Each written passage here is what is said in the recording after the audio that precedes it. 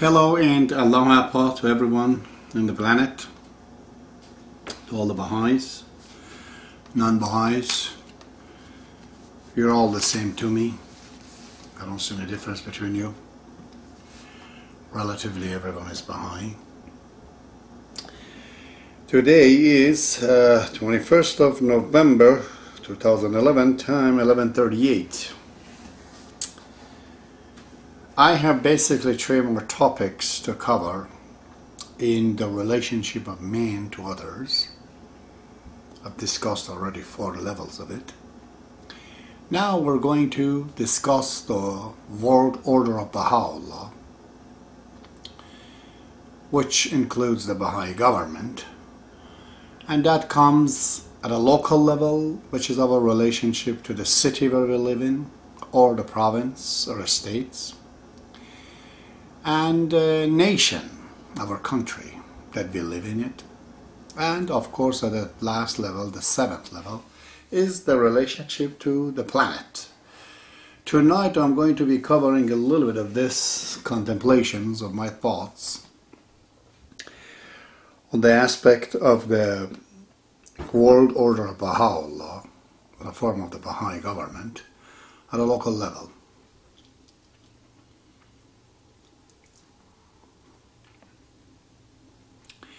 In the Baha'i faith, we have 3 levels of government. It's the local, national, and international. Sometimes in countries, larger countries like India or Canada, or states, we have then this provinces, states, which every estate is almost is like a nations. So you have local, provincial, or state government, then the national and the universal government. Really, this local and government is the city where you live in it, but this state government or provincial government is really becomes the national government, and national government in the future it becomes really the universal government, because we have 3 levels in the Baha'i faith. So in the West at the moment is not exactly like this. For example, when you live in the city of Guelph, you're not just ruled by the city officials or the people you elect in the form of mayors or the local government. At the same time, you're under the scrutiny and government of the provincial government and even federal government. At the Baha'i faith, it's not like that. The Baha'is and the Baha'i government, they vote to the people that they know, they see. It's a tangible vote. And it's not for one person, it's for more than one person. It's voting for an institution, not voting for an individual. And that forms a Baha'i government. So, but the national government does not really rule over the individuals. It's in the control of the local governments. So, unless there is a dispute between an individual, between a local government and a person, then the judgment will have to be drawn by the national government. So as in the world, the universal laws of justice is the government of the national spiritual assemblies. It's not the government of the individuals. Individuals are related to Baha'u'llah and the book, plus the government that they're electing in their cities. But this government, the cities are in a web fabricated to create a team, not a mass, a team that works together, becomes one organ and under universal laws of justice. So it's crazy here, like a local government, a city government here, is the most tangible government, really. We live in that city. So most of the tax really has to be paid that, because that's where we live. Every need that we have is in the city. Very little bit of it is in the nation as such. When you say federal government is a virtual government. The real government is where you live, which would be your city and your province. You go outside of the city, you walk on the earth. That earth is called Ontario here. So we can't be ruled by the province and the city and the national all at the same time. This is what I suggested, that this creates a huge black hole otherwise, because in the US, for example, all these taxes individual that they pay to the federal government, which is a virtual government, and does not really do anything for people. They're doing things for the country, for the whole states, but most of the money goes to them. And the life of the people are sucked by this huge central government. This is the excessive centralization that Shoghi Effendi calls it an evil. So the better the tax, federal tax, the income tax, to be paid to the state government and to the provincial government, because that's where we live. Of course, in return, provincial government, when it collects all the income taxes, they contribute towards the federal government. This way the federal government becomes a very small institutions. It's just governing those 13 provinces, you see, in Canada, or 52 states in the States, whatever. This is one of the dilemma of the people in the United States right now, that as an American, they can't be a New Yorker, you see, because their money is given to the federal government where they don't live. If this place is called Guelph, I'm walking in it, it cannot be also called Ontario, it cannot be also called Canada, even if they are called, these are virtual names. One thing cannot have 3 different names, but all of it pertains to one thing. So this is what we have to understand. In the Baha'i faith, it's not like this. People are ruled by whom they vote and choose. So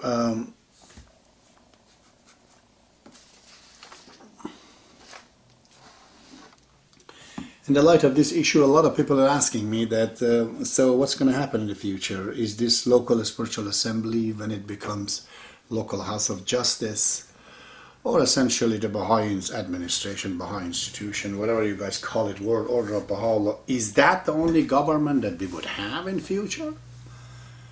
So these so-called assemblies or local house of justice or national house of justice or universal house of justice, are they the only form of government that the Baha'is would have in future, or mankind? The answer is no. In explicit writing of Shoghi Effendi, he does talk about 2 entities. He says Baha'i Government, and then he says National Spiritual Assembly, or local spiritual assembly, but you say they will become local house of justice. There's nowhere that we know local house of justice, or national house of justice, or universal house of justice, or the actual Baha'i government, and that's a separate entity. Not like this, because it is almost impossible for all the people in future to become Baha'is. It is impossible. There would be a fraction of people that they will not become Baha'i.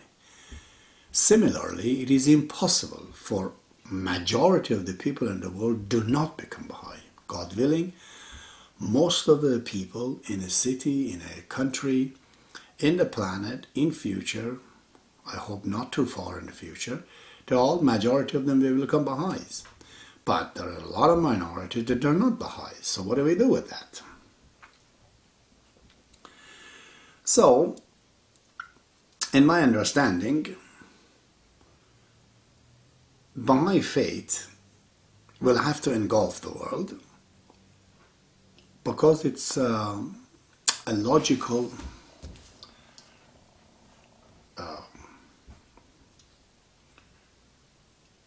it's definitely a logical and a scientific approach, that it is based on the necessity of mankind. This is what clearly Abdul Wahab says in some answered questions. It is the laws in the God's faith, in Baha'i faith and other religions even, future and the past, are based on the necessities. They're not the invention of somebody behind the door and thinking, okay, people should do this or people should do that. And it's not like that. Baha'u'llah clearly says, even in the Kitab Aqdas, these are not codes. These are the actual, factual need. Without it, you can't survive. It's like say that mankind needs water. So, for which they have to strive to do so and so. So, can people stop drinking water? Not. Or eat? No. This concept was brought, I remember as a youth, I was hearing it in Iran. They say this is in the language of Marxism. He refers to it in historical necessities, that according to him, how feudals necessarily, historically, they were forced to create this capitalism, out of it in capitalism, because it's going to eat everyone's money. That's what capitalism does. And then they ran out of prey and food. So there's no way they say that. So I think given to me, they're correct in that way, that socialism will have to come out of the capitalist society. Why didn't it happen in the world is because he did not know about the imperialism. He was thinking the world become a socialist and eventually communist. But people in the US, they thought, you know what, the capitalist, he's right. If we're going to eat up all the people in the US, we ran out of customers. So why don't we team up with our own people, together as a team, let's try to become a company, a capitalist, the country as one nation, one company, to sell to the whole world. And that's where the invention of imperialism came in. So from socialism, they jumped not to capitalism. From capitalism, they didn't go to socialism. From capitalism, they jumped up to the imperialism.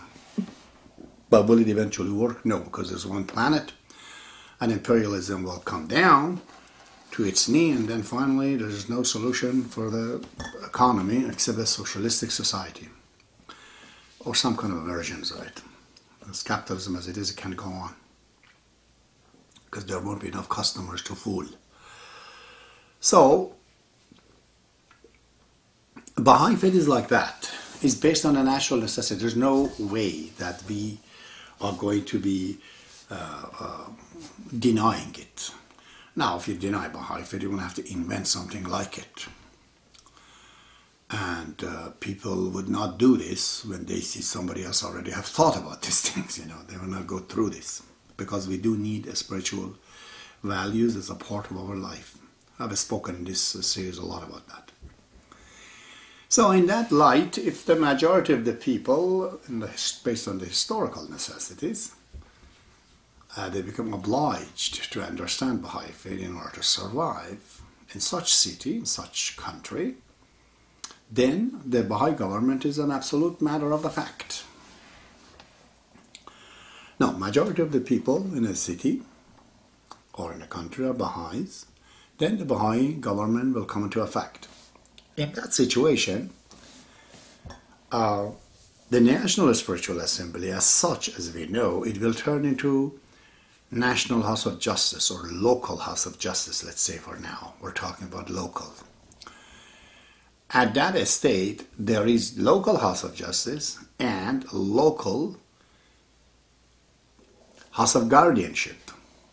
The guardianship that Baha'is, they have a problem with it right now. They'll find that these are the two organs that they have to be. A local House of Justice member, they will be all males. There can't be female in it. House of Justice members are always male.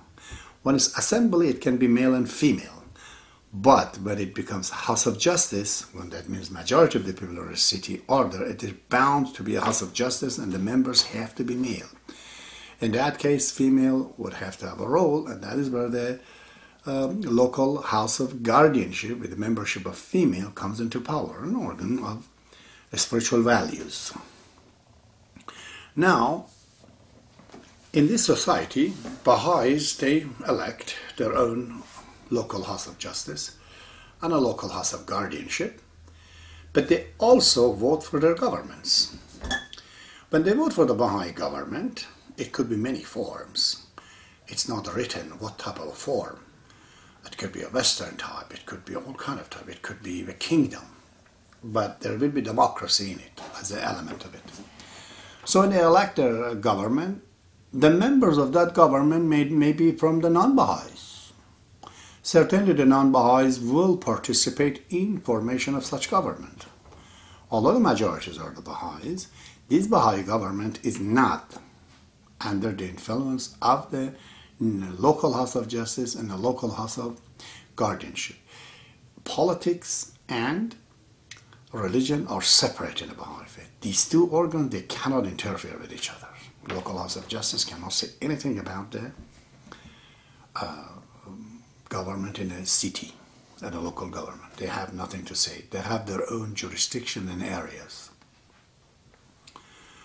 So, in the Baha'i government, of course, the existence of local House of Justice, local House of Guardianship is a definite component of it, because Baha'i life requires a spiritual governance, and it has to have a assembly and elected body for it.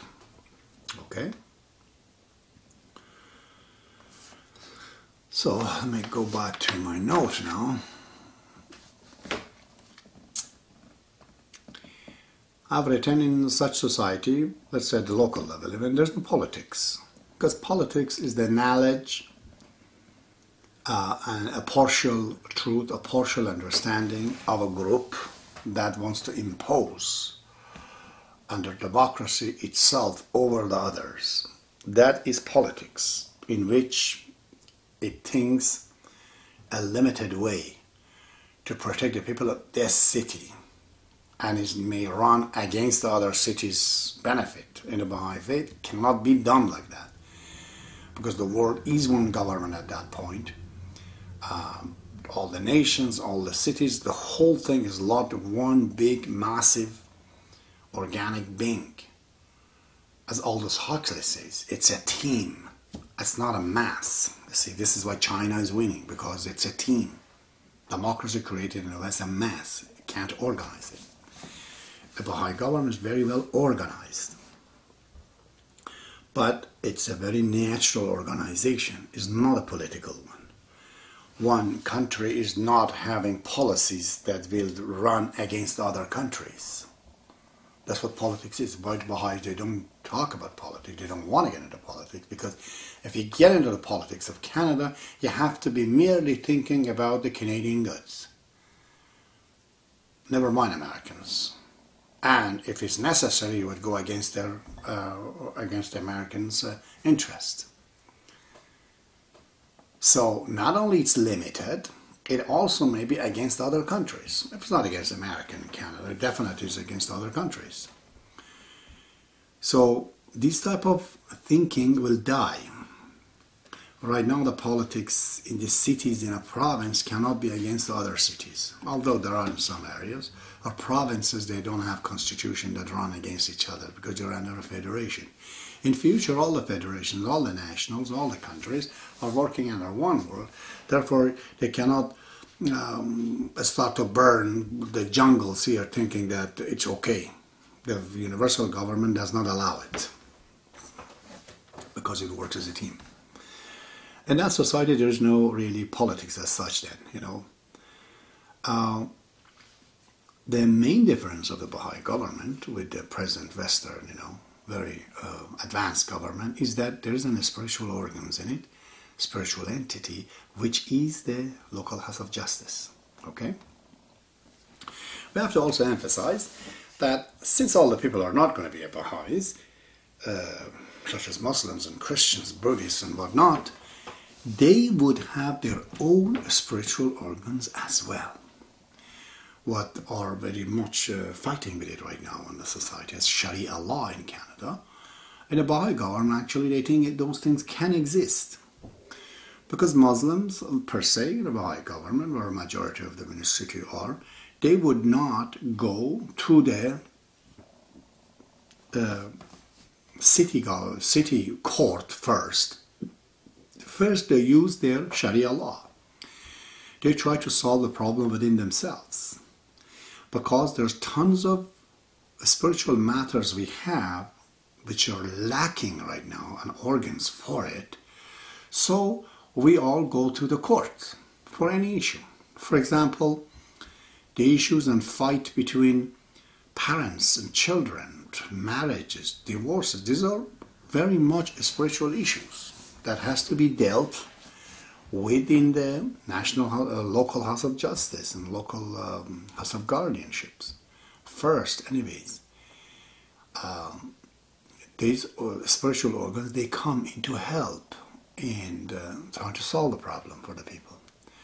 Tell them, if you're firmly a Baha'i, these are what the Baha'i Veda stands on. Baha'i court tells you that you should do this so and so. But if the person disobeys, then he's outside of the Baha'i faith. And he has to choose. He could go to a Muslim court, say I'm a Muslim, or I have no affiliation with a religion, then there will be the Baha'i government would have to deal with it, because it's going outside of the faith, any faith. So, in the Baha'i government, let's talk about the local or even national level. It's the same thing, but I'll take up some of these topics to talk in a national level. The human right, as we know it, it changes a lot. Mankind will be understood a lot more. All these loopholes by the capitalists, by the imperialists, by the special groups, that they try to impose it on others and try to belittle some of the great needs, or trying to make people stupid, you know. These things all will be unveiled and people will know. One of them definitely, in my opinion, will come up is the right of the unborn. There is no right for the unborn in Canada right now. Would any man like to be born with AIDS? Would any man that you know that likes to be born with a disease that's not curable? That man would tell you that no, I wish I did not have this. Well, if that is the case, couples as such, peoples as such would be identified. Tell them that you're in a society, you have absolutely equal right, but you cannot create a human being who has a right not to be sick. And if they go on doing it, they will stop them. They will sterilize them. Tell them you can't do this, for example. So, another thing that I think it will come up, which does not exist, is the right of the children. You know how much we're interfering with God-given, natural-given, law-given right to the mother and the father to upbring and raise their children? You know how much we're interfering with them? By the internet, by these games, by TV. We're stealing away the children from the parents. We don't let the child to listen to mom and dad. They have no chance because there are so many other great virtual, totally nonsense characters such as Superman or Batman that they come and give this kind of a rights. And the child says to dad, you know, you're not as good as Batman or Superman or somebody else. So many of these children, they get exposed to the sexual things in the very childhood. What can a child of 15, a boy or a girl, do when they see naked pictures of women or men on the magazines and the internet? They're bound to be aroused. This is totally, absolutely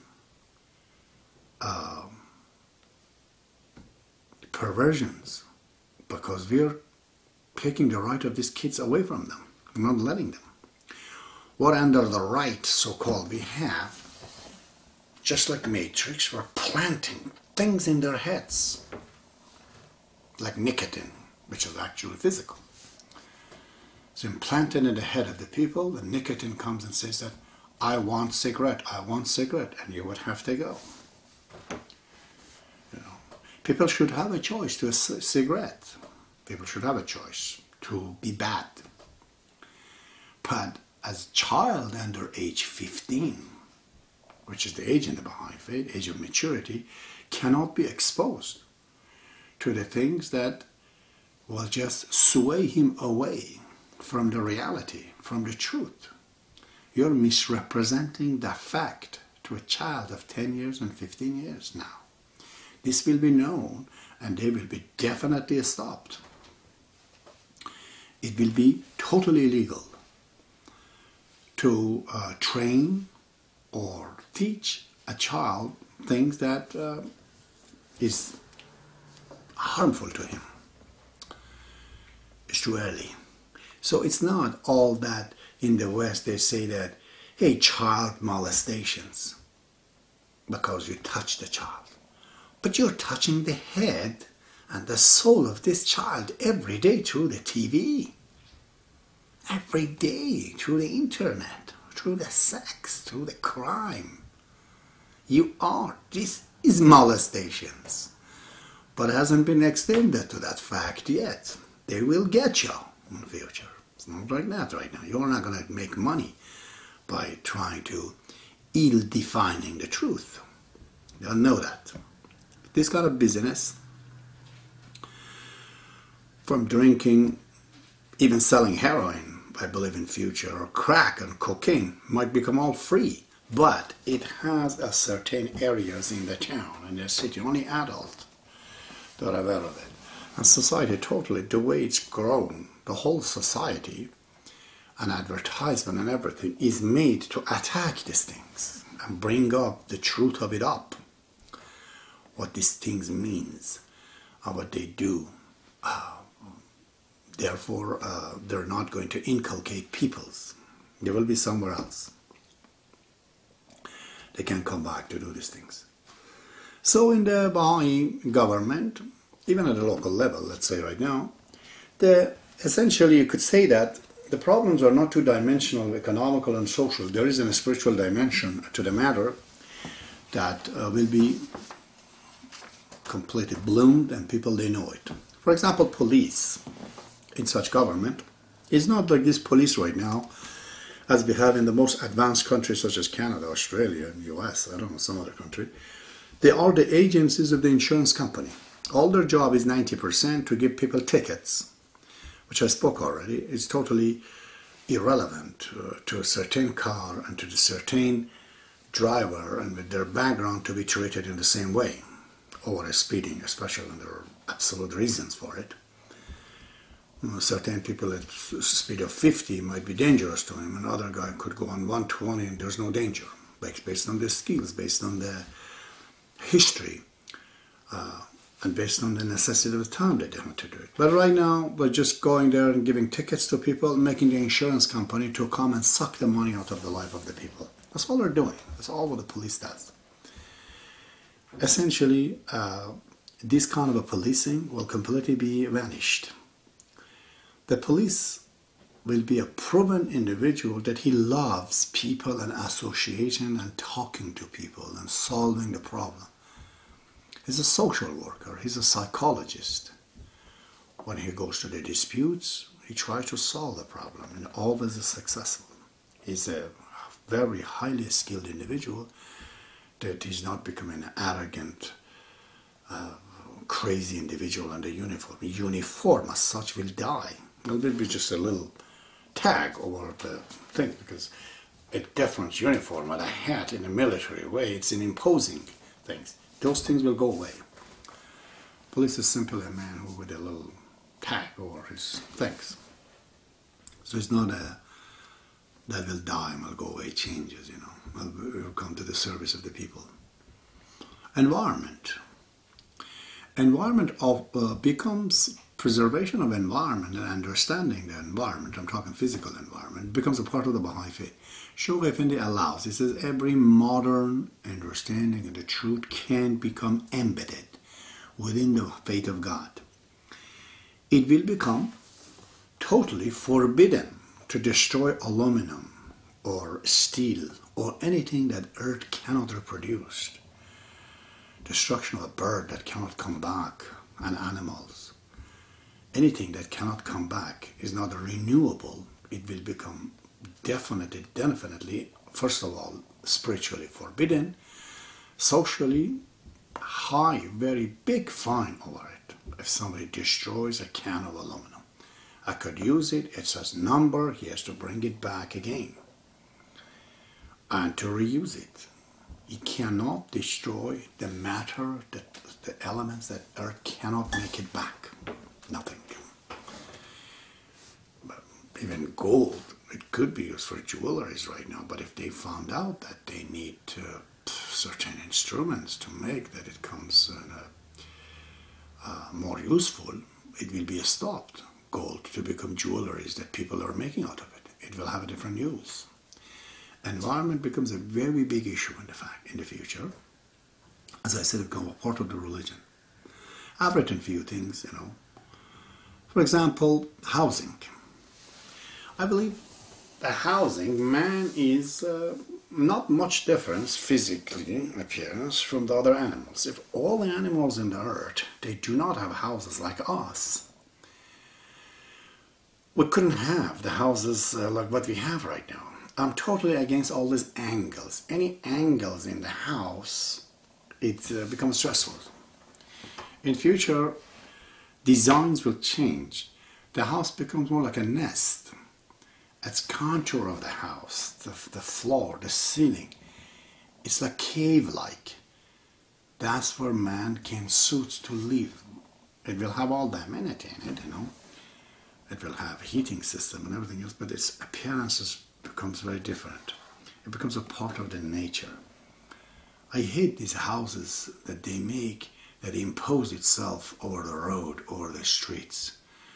The house has to be hidden in a lot of trees around it. So the trees, nature has to impose itself, not the house. I'll find out that these things have a lot of psychological problem that they would have to deal with it and stop it. It's not going to be good. It's bad for the man.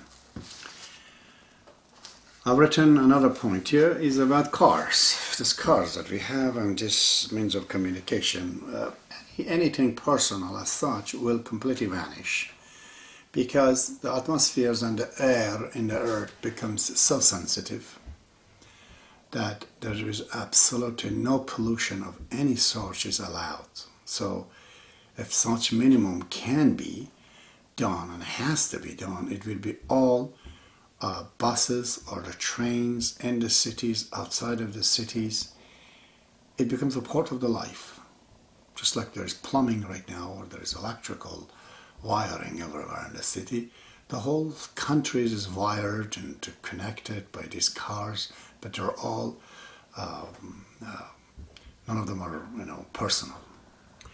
If there are such personal cars by certain people, my God, they would have to pay such an enormous amount of the money to the government of the town and the city to even operate it. Maybe. All I know that the freedom will be way more than what we have. The freedom of an individual, as long as he does not hurt others. But this hurting of others is not very well defined right now. It will be defined very well. Such as I mentioned, you cannot, they say hate crimes, you can't publish magazines or something against another race. But they let him to do things that, pervert the mind of a child. In a Baha'i government at the local level, let's say, the relationship with the people, it increases a lot more than this. They'll find out that man, when he's lonely and alone, he will, just like a water that is confined to a lagoon and it rots, it stinks, Man is just like that. They'll find out he can't stay alone. Man has to be in relationship with others.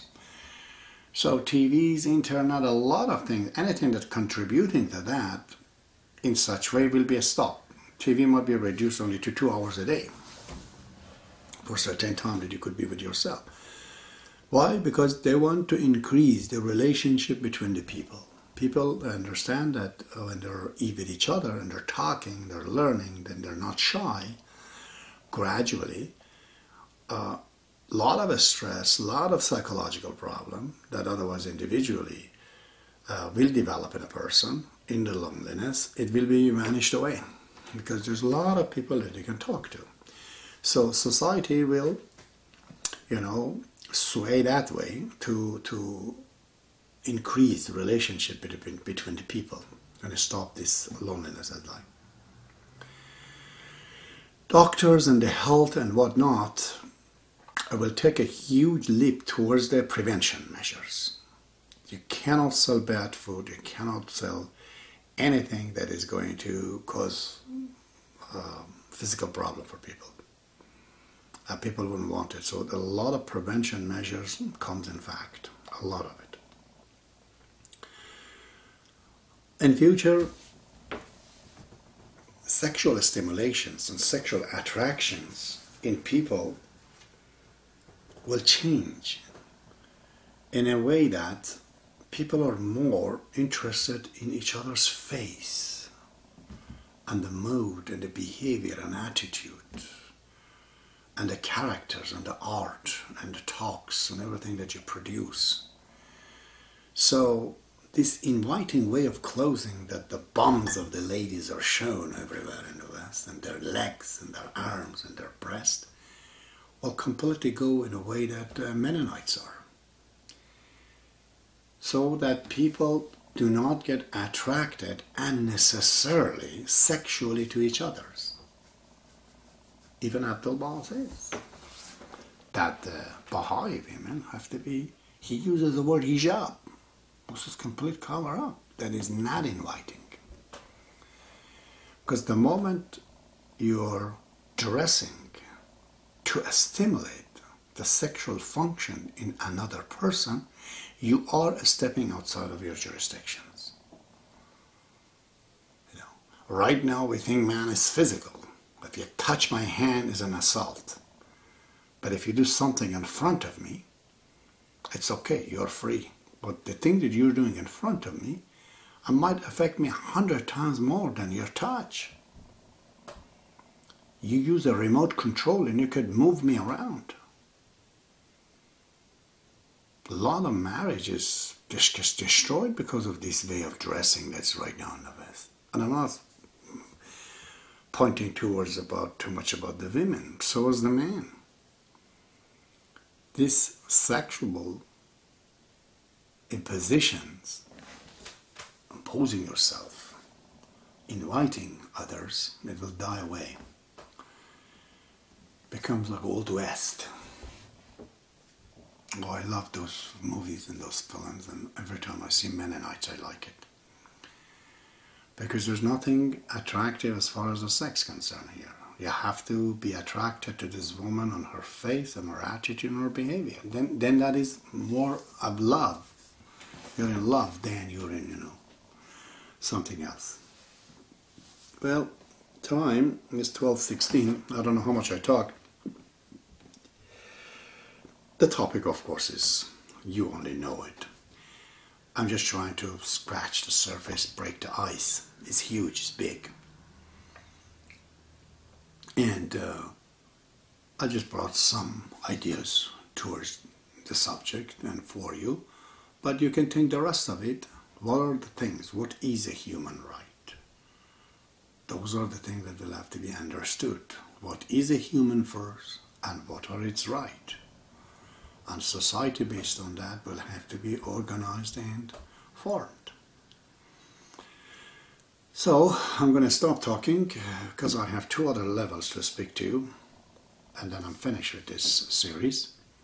The next one is man at the national level, which carries a lot of topics. We have to talk about economy, we have to talk about politics, we have to talk about government and a bunch of other things that in a nation at a national level, which is really governing the cities and provinces, that would have to come in effect. I'm going to be talking about that later on, and then at the end I will be talking about the relationship, our relationship to our planet, or the aspect of a global community and a global government, which thanks God Shoghi Effendi has elucidated all of that. I will have to bring those texts to you later on. Allahu Akbar, God be with you.